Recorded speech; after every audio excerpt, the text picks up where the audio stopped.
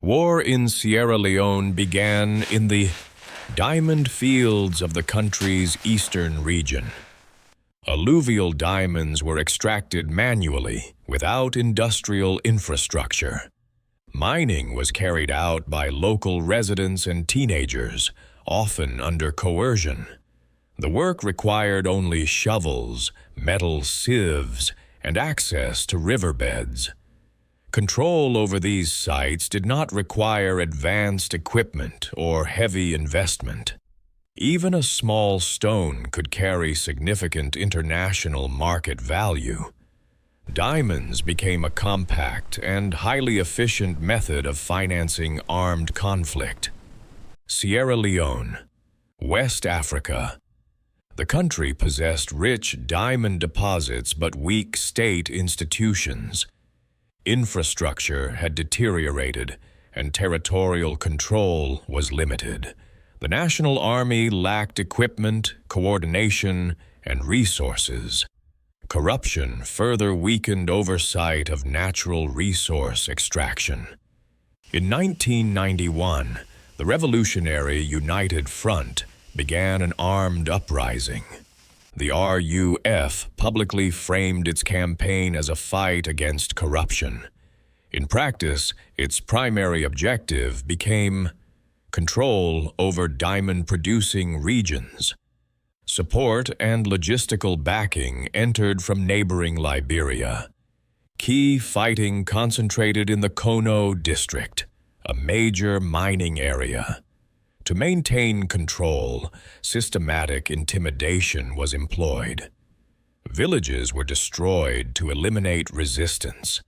Children were forcibly recruited into armed units. The use of child soldiers was documented by international observers. Violence became a tool for territorial control. Amputations were used as a deliberate method of public terror. Diamonds were smuggled through Liberia and exchanged for weapons. Border enforcement proved insufficient to prevent trafficking. Liberian President Charles Taylor was later linked to these networks in international investigations. Uncut diamonds were easy to conceal and transport. Revenue from their sale financed arms purchases. Weapons returned to Sierra Leone, sustaining the conflict cycle. In 1999, rebel forces launched an assault on the capital, Freetown. The city experienced widespread destruction and civilian targeting. Large segments of the population were left unprotected. Hundreds of thousands were displaced from their homes. Medical facilities were overwhelmed by casualties. Estimates suggest that more than 50,000 people were killed during the war. Mass displacement became one of the region's largest humanitarian crises. Temporary camps were established under severe resource shortages. Children represented a substantial proportion of displaced civilians. International organizations began large-scale humanitarian operations.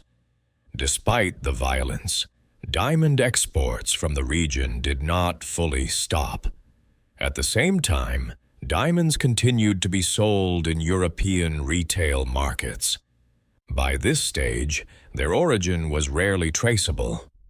Documentation often accompanied mixed shipments from multiple sources.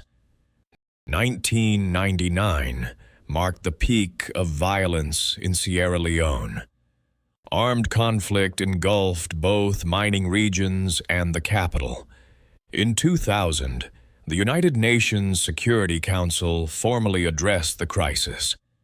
Resolution 1306 imposed sanctions on conflict diamonds. The term blood diamonds entered international political discourse. Antwerp, a major global trading hub, faced increasing scrutiny. A United Nations peacekeeping mission was deployed to Sierra Leone. A disarmament process for former combatants began. In 2002, the Civil War was officially declared over. In 2003, the Kimberley Process Certification Scheme was introduced. The system required official certificates for exported rough diamonds. However, certification relied on data provided by participating governments. In several cases, reported exports exceeded known production capacity. Smuggling routes adapted to new regulatory frameworks. Once mixed into legal shipments, origin became nearly impossible to determine. A portion of profits moved through international financial centers. At the final retail stage, only a polished stone remained visible.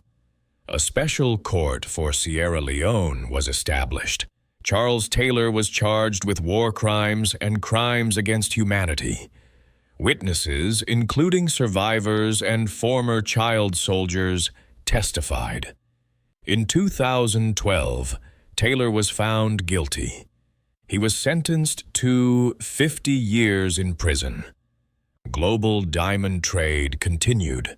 The long-term consequences of the war remained for affected communities. Some mining sites were abandoned, though extraction did not disappear entirely. The Kimberley process remains active today. More than 99% of diamonds are officially classified as conflict-free. A diamond is a commercial commodity within a global market. Demand has not disappeared, and as long as demand exists, supply chains will continue to operate.